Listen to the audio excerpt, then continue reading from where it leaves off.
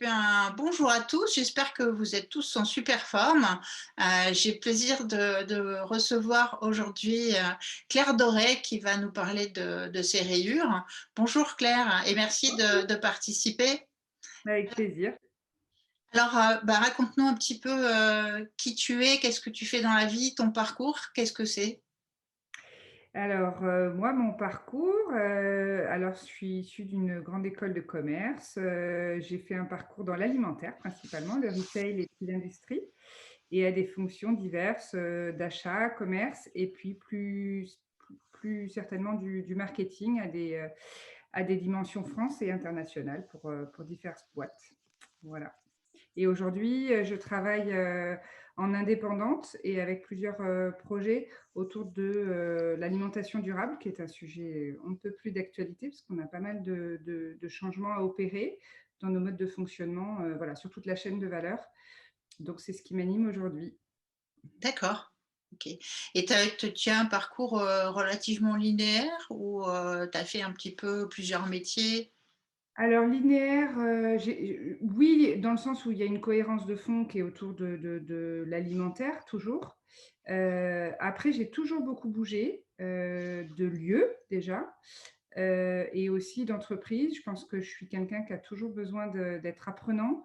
Donc à partir du moment où il y a un tournant dans l'entreprise ou dans une activité ou des difficultés, je m'éclate.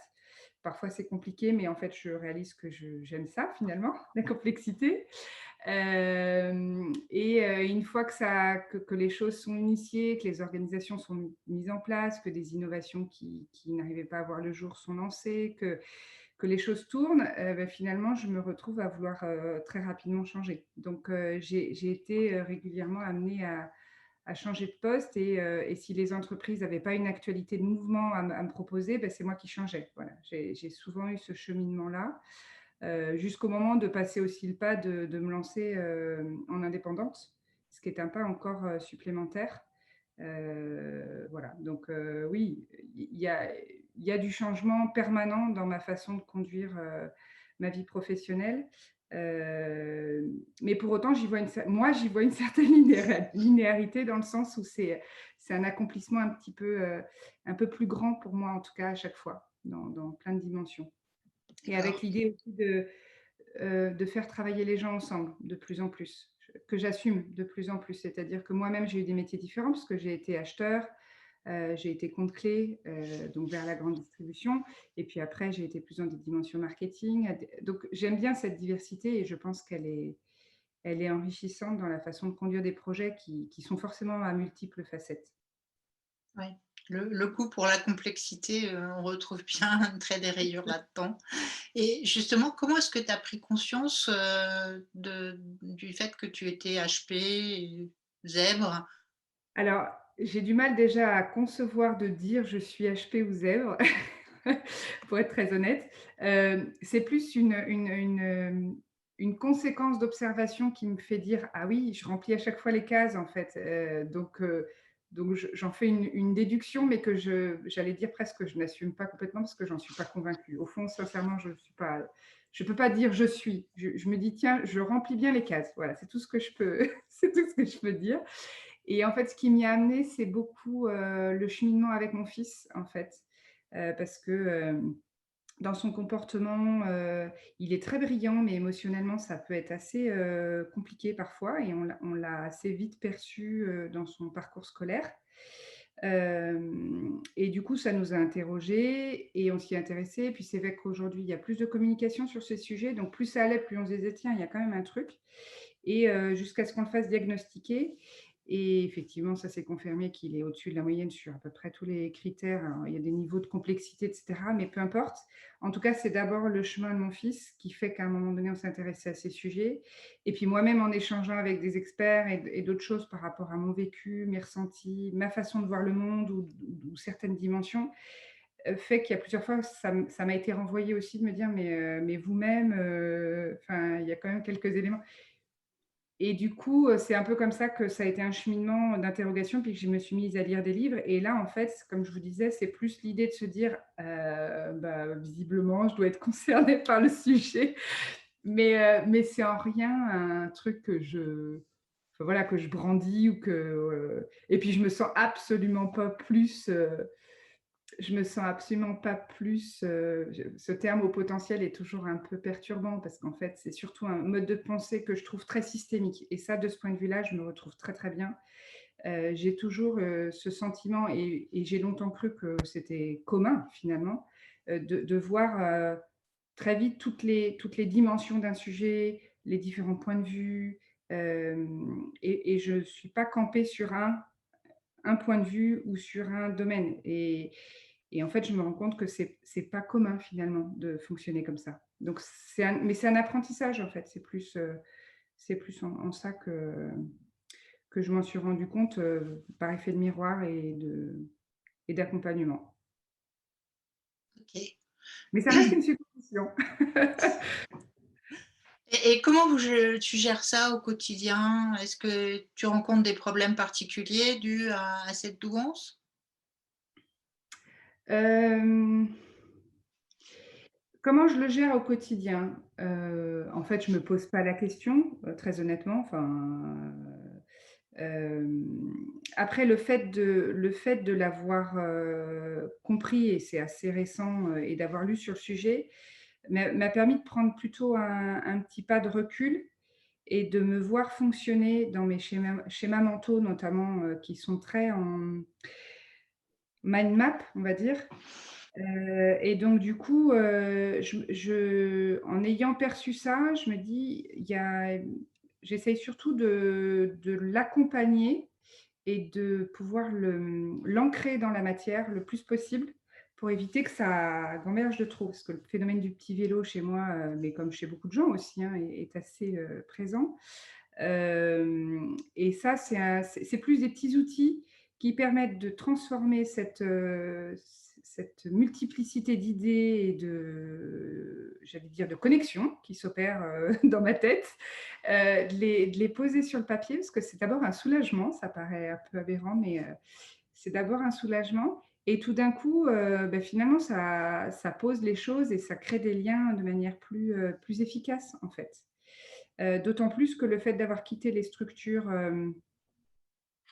j'allais dire très très normées, dans lesquelles j'ai adoré, travailler et où j'aurai encore plaisir à travailler. Mais du coup, ça m'oblige du fait de ne plus avoir ces structures à certains égards, qui pouvaient m'étriquer un peu, il faut que je trouve moi-même ma propre structuration aussi, hein, parce que ça a du bon aussi. Enfin, c'est pas noir-blanc, quoi, donc si je puis dire.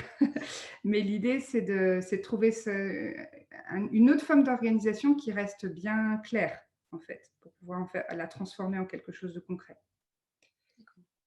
Et si tu avais un conseil, à partager avec les gens qui nous écoutent, ça serait quoi? Oh, un conseil. Hem, Moi, je trouve que c'est pour moi, hein, je trouve que tout ce qui va apaiser cette multiconnexion permanente qui peut être assez, je pense, assez épuisante. Je trouve que tout ce qui va avoir attrait à la terre, à la nature, tout ce qui va être, voilà, les arbres, il y a des énergies et tout ce qui est méditation, toutes ces choses-là apaisent. Donc, je trouve que dans l'apaisement, ça permet de ralentir, voilà, de ralentir le débit peut-être. Et l'autre chose, c'est, de mettre dans le concret toutes ces idées parce qu'elles sont souvent pertinentes et brillantes. Enfin, moi, je trouve qu'il y a plein de choses vraiment chouettes qui peuvent aider, quels que soient les domaines d'expertise de chacun. Et du coup, tout ce qui va être mind map, moi, je trouve que c'est des super outils parce qu'ils autorisent finalement à poser donc aujourd'hui, il existe plein de logiciels. Moi, j'utilise Miro, par exemple. Et du coup, on peut faire ces petites bulles qui se connectent à d'autres bulles, ça me donne des idées, etc. Et puis après, si on voit qu'il y a une idée qui émerge d'un côté ou de l'autre, eh ben, on développe celle-ci. Et puis, petit à petit, on visualise ce qui était peut-être parfois confus. Le fait de le visualiser permet de l'organiser et c'est intéressant. Puis moi, je suis très méthodique, j'ai été formée de toute façon, je suis très dans l'analyse des performances, des résultats. Donc, je suis formée à ces logiques-là. Donc, j'aime bien quand il y a des plans. En plus, je suis assez formatée dans quelque chose qui est très structurant. Donc, en fait, c'est un petit peu deux modèles qui se confrontent. Et celui dans lequel on est, il fonctionne ABC, si je puis dire. Et puis moi, dans mon esprit, parfois, ça fait tout, tout, tout. Donc, mais c'est pas, les deux ne sont pas incompatibles. Voilà, je trouve que c'est intéressant. Et dans les schémas de créativité, tout ce qui va être... moi, je travaille beaucoup autour de l'innovation. Donc, ça, c'est top. Parce que dans l'innovation, on fait beaucoup de mind map. Et je l'appliquais dans mon travail, je ne me l'appliquais pas moi-même. Et la découverte qui paraît, enfin, a posteriori, ça me paraît évident, mais je ne me l'appliquais pas moi-même. Donc, ce n'est pas étonnant que je sois dans l'innovation. Mais je ne me l'appliquais pas à titre personnel. Et en fait, finalement, c'est très pertinent aussi à titre perso. Oui. Ah bah, moi, j'approuve tout à fait. Je suis comme toi, j'utilise les mind maps pour tout, y compris pour ma liste de courses. Je fonctionne qu'avec ça. Ça permet vraiment de suivre la pensée en arborescence, tout en gardant une vision globale de ce qu'on a à faire, du projet. Ça, c'est vraiment génial, effectivement. Mm. Et si tu avais un petit mot pour conclure, ce serait quoi? Ben, ce serait que je continue de penser que la diversité est belle et en fait, c'est comment accueillir, j'allais dire, tous les animaux que nous sommes sur cette planète. Je pense que ouais, tout ce qui réduit la diversité, et on est dans le sujet actuellement, hein, parce qu'il y a quand même beaucoup d'espèces en extinction. Je pense qu'il ne faut pas tuer cette diversité. Elle est riche et elle est enrichissante à tous les niveaux et pour tous les sujets. Euh, donc rien ne doit exclure personne. Enfin, en fait, c'est comment est-ce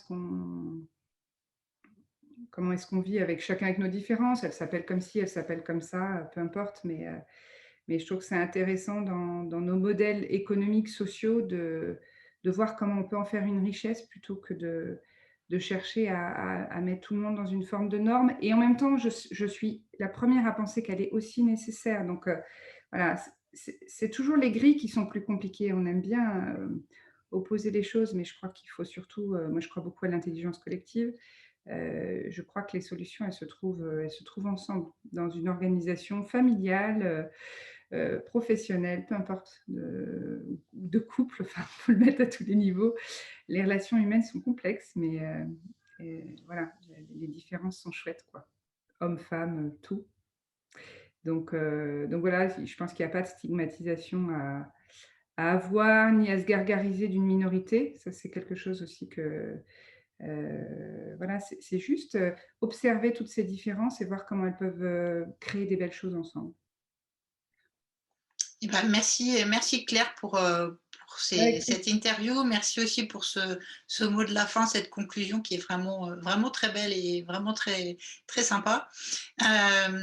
Donc, bah, écoutez, moi, il n'y a plus rien à rajouter. Donc, je vais simplement dire au revoir à tout le monde. Et puis, à bientôt pour le prochain interview. Merci beaucoup, Claire.